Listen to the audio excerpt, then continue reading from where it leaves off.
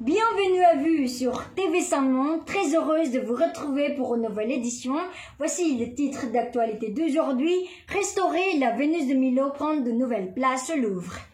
La Vénus de Milo, joyau d'art grec du musée parisien du Louvre, désormais toute propre après une restauration de plusieurs mois, a été réinstallée au Louvre. Des examens ont révélé les détails de plusieurs restaurations précédentes. Au fil des années, la Vénus de Milo était devenue crasseuse et de plus en plus marron, explique Jean-Luc Martinez, directeur du département des antiquités grecques, étrusques et romaines. Elle avait gardé des traces d'huile, de savon et de plâtre qui avaient été utilisés pour faire un moulage au XIXe siècle. Ces produits avaient vieilli, la poussière des ans s'était collée dessus. Le Louvre a donc décidé de retirer tous les bûches à son plâtre, ce qu'on appelle purger les joints et de nettoyer la surface. La restauration a été réalisée entre novembre 2009 et avril 2010. L'opération a permis de découvrir dans un bûche à son plâtre, réalisé sur le sein droit, un petit papier indiquant qu'il avait été réalisé en 1936.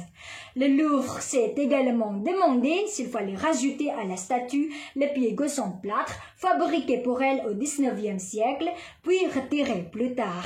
Finalement, il a été décidé de ne pas le faire.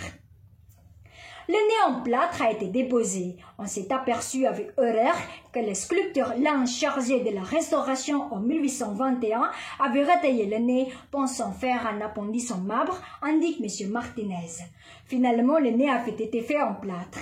La commission de restauration a décidé de remettre le nez en plâtre car la cassure artificielle est havreuse, selon M. Martinez.